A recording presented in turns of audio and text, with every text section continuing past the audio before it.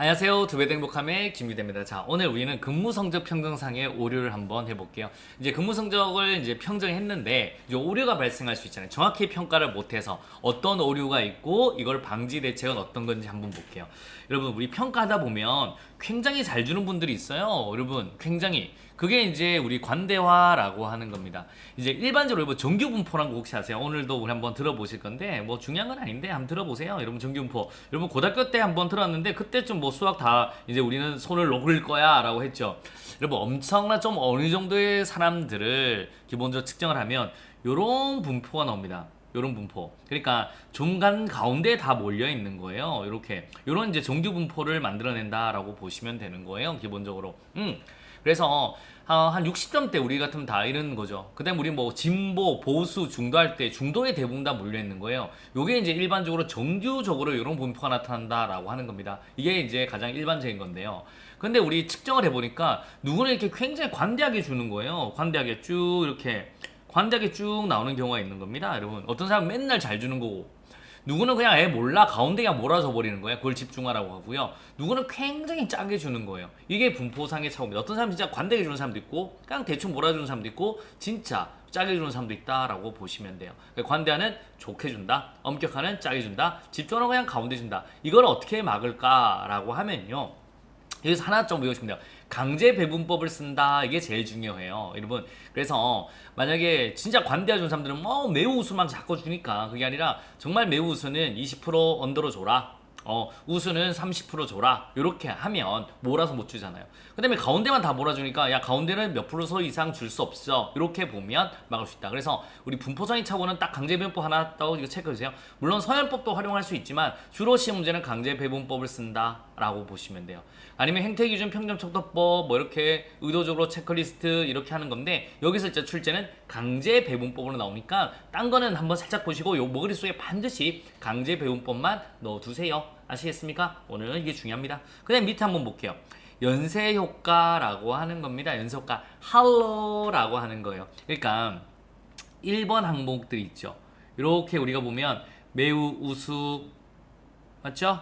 그 다음에 우리 우수, 보통, 미흡, 매우 미흡 이렇게 나오잖아요. 여러분 그러면 이제 만약 1번 항목을 난 정말 누가 저를 좋아해요. 그래 매우 우수 딱 할게요. 2번 항목도 매우 우수, 매우 우수, 매우 우수, 매우 우수 이래 가는 게 연쇄효과 할로입니다. 현혹효과, 후광효과 한 평정의 요소가 1번 요소가 다른 평정의 다른 요소로 영향을 미친다.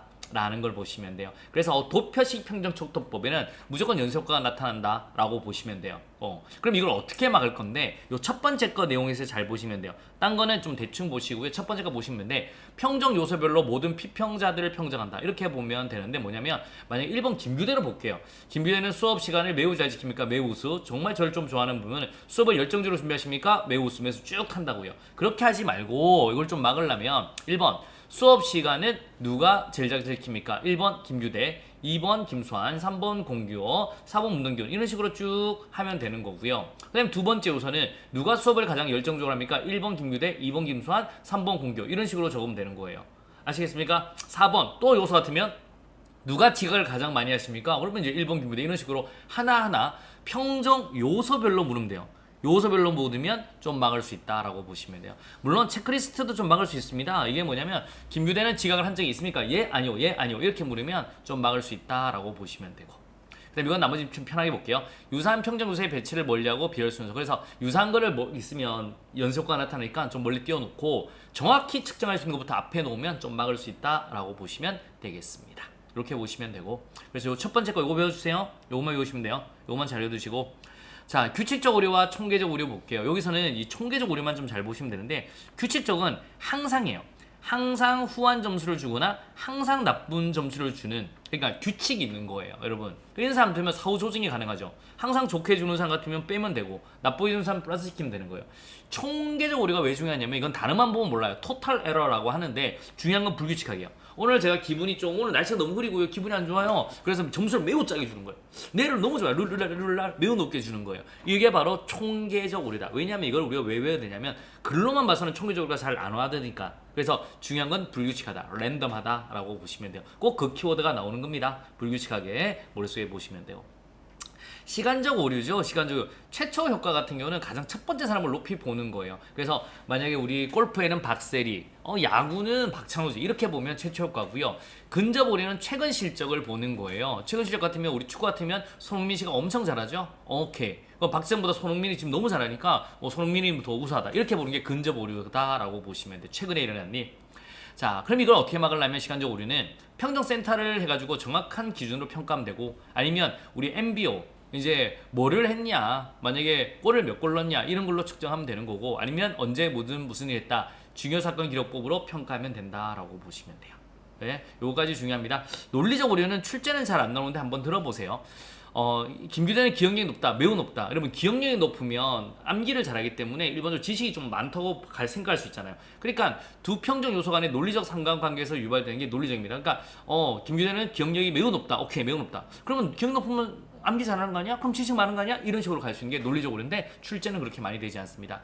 유사성의 오류는 자기 자신과 성향이 유사한 부하에게 후한 점수를 준다라고 보시면 돼요. 그러니까 여러분이 좀 차분하신 분들 같은 경우는 차분한 분들한테 높은 점수를 줘요. 너무 시끄러우면 시끄럽다라고. 반면에 파이팅 넘치는 친구들 같은 경우는 부하들 파이팅 넘치는 애들한테 좋은 점수 줍니다. 가만히 있는 애들은 쟤는 왜 답답해? 라고 말할 수 있는 거고. 자, 상동조차 별표. 이걸 왜 별표를 치시냐면 이것도 단어만 봐서는 몰라요. 이거를 편견, 선입견, 고정관념으로 인한 오류라고 내면 너무 쉬워요. 근데 그렇게 안 됩니다. 상동적 오차, 유형화의 차고. 그러니까 이렇게 내면 쉬운데 이렇게 내는 거예요. 상동적 오차라는 게 곧 고정관념으로 인한 오류다라고 보시면 돼요. 경상도 남자는 박력 있지. 네 경상도 남자애가 박력 있다. 그리고 점수 좋게 줘버리는 거예요. 박력 있으면. 반면에 이제 상동적 오차 같은 경우, 쟤 명문대 나왔는데? 그래. 그러면 걔는 일 잘할 거야. 그럼 높은 점수 확 줘버립니다. 그게 고정관념, 선입견이다라고 보시면 되겠습니다. 근본적 귀속의 착오라고 하는데 나중에 켈리도 한번 배워야 될 건데, 나중에 저 동영상 보면 켈리도 있어요. 한번 보는데 타인의 성공 평가 시는 상황적 요인을 높게 보고 개인적 요인을 낮게 본다. 그러니까 내가 성공을 하면 내가 열심히 성공한 거고, 딴 사람은 주변 환경이 편해가지고 도와줘가지고 성공한다. 그게 근본적 귀속의 착오라고 하는 겁니다. 피그말레온은 알죠? 말하는 대로. 이거 자기 충격적 예언 효과, 예언대로 행동을 판단한다라고 보시면 되고. 그래서 여러분 합격한다 이렇게 계속 말씀을 하셔야 됩니다. 대비 오차는 다른 평정 대상자와 비교하면서 발생을 오류. 여러분 이런 경우 있죠. 얘 엄청 잘생겼는데 근데 옆에 엄청 잘생긴 애가 있으면 오징어 되는 거예요. 그게 대비 오차입니다. 야, 나 노래방에서 노래 좀 부르지 라고 했는데 가수 옆에 있으면 정말 노래 못 부르는 게 되는 거예요. 그게 바로 대비 오차다 라고 보시면 돼요. 자, 우리 오늘 여기서 뭘 좀 잘 하셔야 되냐면, 일반적으로 분포상의 착오 중에서 강제 배분법, 요거 머릿속에 꼭 좀 넣어두시고요. 그 다음에 연쇄효과, 평정 요소별로 모든 피평자들 평정한다. 이 정도 머릿속에 좀 탁 넣어두시면 되겠습니다. 자, 오늘도 2배 더 행복함의 김규대였습니다. 내일 또 뵙겠습니다.